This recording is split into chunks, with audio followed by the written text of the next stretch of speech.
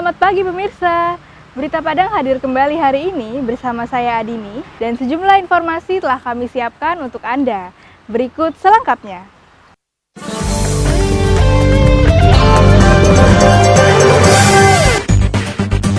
Pendaftaran peserta didik baru untuk murid sekolah dasar mulai dibuka sejak 11 Juni. Meski pemerintah telah menyediakan fasilitas online, tapi tak banyak warga yang memanfaatkannya. Sebuah rumah semi permanen ludes terbakar pada Rabu sore. Akses jalan yang sempit menyulitkan mobil pemadam kebakaran tiba di lokasi. Selama masa tanggap darurat COVID-19, KONI Sumbar memastikan atletnya tetap berlatih.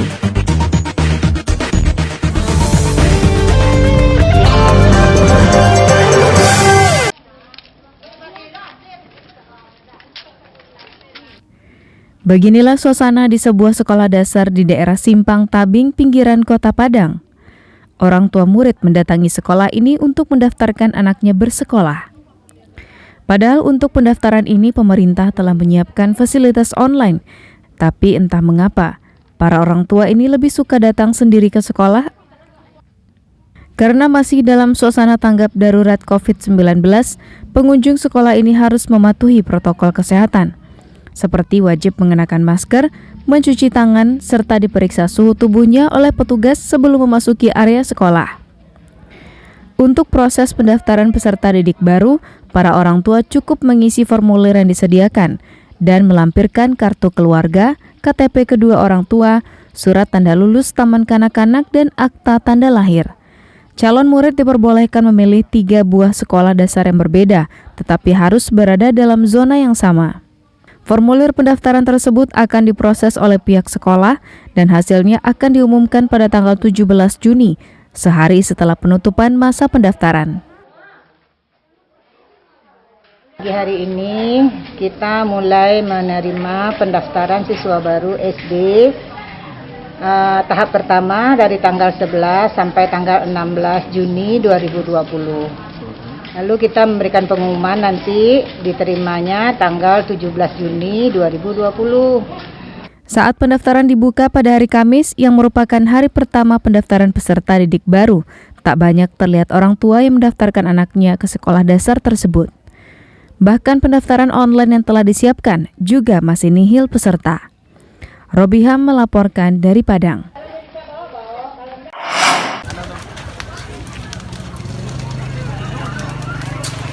Satu unit rumah semi permanen Rabu sore ludes dilalap api. 5 unit mobil pemadam kebakaran yang datang ke lokasi berhasil memadamkan api dalam tempo 1 jam dan melokalisir kebakaran sehingga tak merembet ke bangunan lain. Pasalnya rumah yang terbakar tersebut terletak di kawasan yang padat penduduk, tepatnya di Jalan Baryang Kuranji, pinggiran Kota Padang. Tidak ada korban dalam peristiwa tersebut, karena saat kebakaran terjadi, pemilik rumah sedang keluar untuk suatu keperluan. Diduga api berasal dari hubungan pendek arus listrik, karena saat kebakaran terjadi, listrik di daerah itu masih menyala. Warga sekitar yang mengetahui kebakaran tersebut berupaya memadamkan api dengan peralatan seadanya. Warga menyiram kobaran api yang membakar material rumah. Karena menggunakan peralatan seadanya, api hanya padam di bagian luar saja, sedangkan di tengah-tengahnya api berkobar dengan hebat. Upaya yang dilakukan warga itu dinilai berhasil, sehingga api hanya terpusat di bagian tengah rumah dan tidak merembet ke bangunan lain yang ada di sekitar rumah itu. Upaya pemadaman baru dilakukan secara gencar setelah 5 unit mobil pemadam kebakaran milik Kota Padang tiba di lokasi. Meski bisa dipadamkan dengan segera, petugas mengakui kesulitan untuk mencapai lokasi. Pasalnya rumah yang terbakar terletak di dalam sebuah kompleks perumahan dan juga menuju lokasi sangat sempit, sehingga mobil pemadam kebakaran yang berukuran besar dengan kapasitas tangki air yang banyak tak bisa mendekat ke lokasi. Akibatnya Dinas Pemadam Kebakaran Kota Padang mengoptimalkan penggunaan mobil yang berukuran kecil. Jam kejadian jam 18 lewat ya, jadi pemadaman tidak lebih kurang 1 jam lah. Jadi tidak ada korban jiwa yang terbakar, dan sebelahnya memang ada rumah yang lain, namun tidak terdampak ya, tidak kena. cuma biasanya saja. Alhamdulillah kita mengirimkan armada sekitar 5 unit dan personil 50 orang. Ini masa transisi nih, penggantian regu nih. Dan kita serahkan semuanya. Sekarang pemadaman sudah selesai dan listrik PN sudah datang untuk memutus arus. Saat kebakaran Pak ada kabel aja. Ini kabel beton di area ini banyak, jadi kita hati-hati. Gitu ya. akses jalan sendiri Pak? Oh, jalan untuk mobil besar agak sulit, tapi untuk mobil kecil alhamdulillah aman. Selain akses jalan yang sempit, banyaknya kabel listrik yang melintang di jalan juga menyulitkan petugas melakukan pemadaman. Dari Padang, Alfi melaporkan.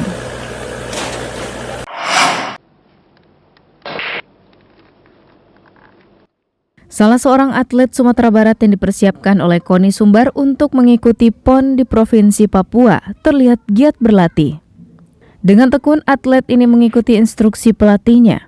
Karena KONI Sumbar memberi target kepada dirinya untuk meraih medali emas cabang biliar pada PON mendatang. Selama latihan mandiri yang dilakukannya, sang atlet ini harus memberikan laporan setiap saat kepada pengurus KONI Sumbar melalui aplikasi online. Tak hanya itu, latihan yang mereka lakukan juga diawasi oleh tim teknis yang telah ditetapkan oleh KONI Sumbar.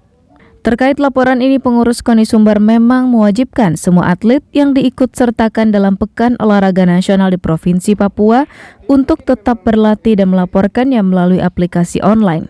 Dengan demikian, pengurus KONI mempunyai catatan tersendiri tentang perkembangan atletnya. Tetap latihan di sini karena di pusatnya Popsi gitu kan. Oh gitu. Berarti fokus di sini aja ya, Iya, Pak? kan alhamdulillah 2 orang. Itu satu mandiri latihan di Payakumbuh dan satu di sini. Oke, sejauh Timis itu emas. Mas ya, Pak? 25 cabang olahraga yang lolos PON, mereka melaksanakan latihan mandiri.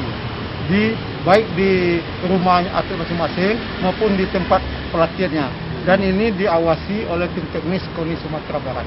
Nah, maka pada hari ini kita akan rapat evaluasi, ya, rapat evaluasi terhadap pelaksanaan yang sudah 4 bulan kita laksanakan, Februari, Maret, April, Mei. Saat sekarang, sebagian besar atlet Sumatera Barat melakukan latihan mandiri di tempatnya masing-masing. Untuk memaksimalkan hasil latihan atlet dari 25 cabang olahraga yang diikuti oleh Provinsi Sumatera Barat, pihak KONI melakukan evaluasi secara berkala. Robiham melaporkan dari Padang.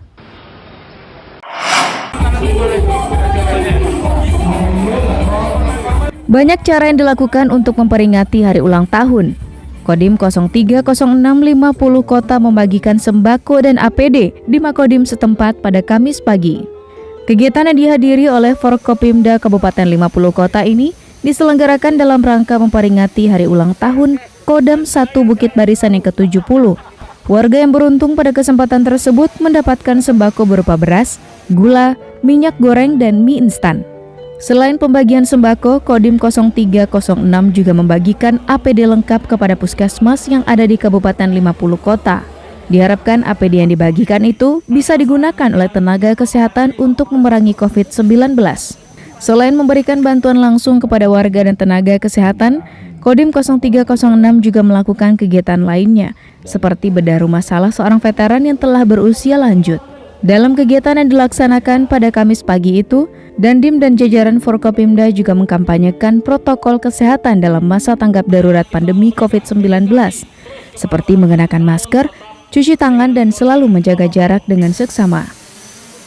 Kita bakti sosial, yang pertama ulang tahun Kodam yang 70, dan ini merupakan kita kerjasama dengan Kabupaten 50 Kota.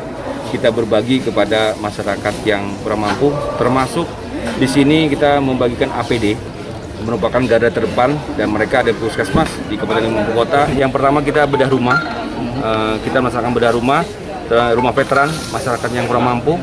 Kepedulian dari pemerintah Kabupaten Kota, bagaimana masyarakat ini bisa ekonomi semakin maju. Gugus tugas melaksanakan penegakan protokol kesehatan.